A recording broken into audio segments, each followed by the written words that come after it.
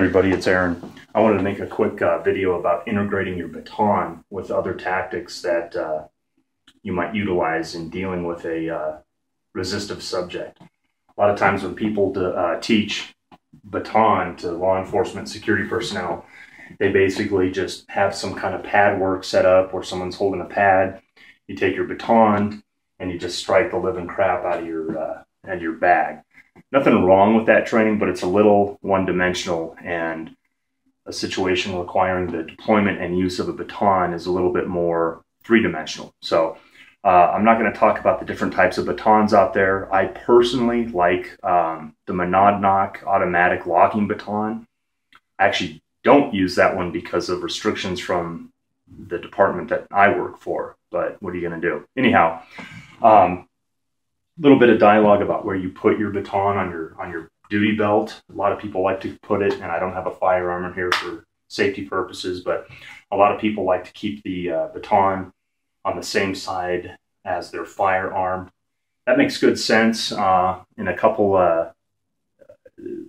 areas, because the movement is very similar to grabbing a baton from this side as it is the same as grabbing your firearm from this side. So the concept of that is, you know where your weapon system is. It's always to the right. It's always to the right. It's always to the right. It's an index point.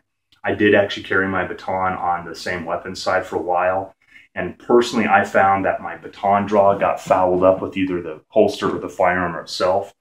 So I actually changed that, and I now carry it on obviously my left side, and I have it in this little swivel scabbard that's made by Asp, and I put the extended grip on the top of it. Yeah, it takes a little bit of extra movement to get this baton out from this side, but for a little bit of practice, I get it out pretty simple. There is no right or wrong here, by the way, okay? It's what works for the individual officer. If you're quicker and more efficient using it on this side, that's your move. If you're like me and you get it out easier on this side, then that's your move, okay? And what I do is I just cant the holster. I pull it out and I do a crossover draw, and then the baton comes out. So there it is. So we've made a contact with the subject. For whatever reason, we need to have the baton out because we have to escalate our level of force to the next level. Maybe just the drawing of the baton will be enough of a visual deterrent to de-escalate this situation. It might not though. So instead of just pulling this thing out and saying, get back, and wailing on this guy, let's put some other elements into it. Obviously, this video is for when we have to actively strike this person with the baton. So again, instead of just striking him, maybe we need to throw something else in there like a palm heel strike. And that's going to load or make my hips pivot, so then I can just follow through on the next hit. Okay? Get back. Wham. Stop resisting. Okay? Whatever the case may be. Get back. Stop resisting. Okay? So what I'm using is I'm using the natural body mechanics and kinetic linking to make my hit more effective. And I'm also putting something up here, giving me a little bit of extra time and power in the technique. And then as you can see, I automatically shield up on the opposing side, because this person can still be a problem and still throw shots and everything like that. So I'm going to shield up, okay? If the guy's a real bad guy, okay, and you need to put a little more mojo on it, nothing says that this can't be this right to the face, okay? Just be prepared to articulate that in your use of force synopsis. Why did we palm heel hit this guy and then go right into a baton strike? Depending on the circumstances, it may be necessary. Be prepared to articulate that.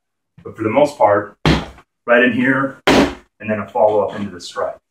Well, once we've struck this person, now what do we do? Well, now we can bring it to this grip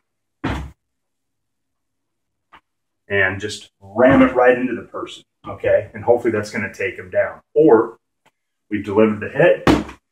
Maybe we need to do an inside stomp thrust to to their femoral nerve ending inside their leg, or maybe if they're really bad and this thing is going very combative, it's going to be just a straight kick right into their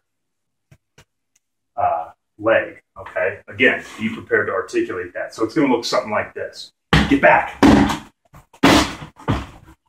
when you put all the elements in, okay? So that's just a real quick example of some of the things you can do. Another thing to think about, obviously Bob here doesn't have arms. Think about blocking, okay? We're in here. Get back, block, okay?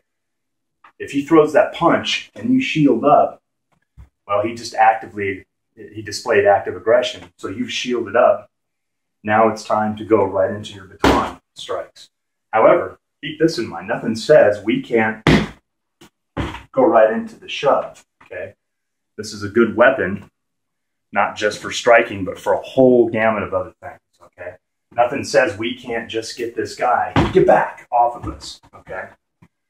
So there it is, basic video. Instead of just randomly, aimlessly hitting pads with our baton, nothing wrong with that.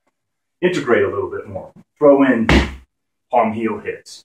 Throw in wipes, okay? Throw in blocks, okay? If you really want to get creative, and I stole this from other instructors, have a partner stand behind Bob and reach out and try to grab you, okay? And go into the same thing, just be careful. Obviously, don't hit your partner with the baton, and block their arm when they reach forward. Block, and then strike. They reach out for you, push them back, and then strike, okay? Your training is as dynamic and realistic as you want it to be. So a little bit of imagination, some training equipment. If you're really into training and you've got the money, I like Bob. Bob's about $200. I put a lot of mileage on Bob here. Great piece of training equipment. Anyhow, there it is, folks. Train hard, fight easy.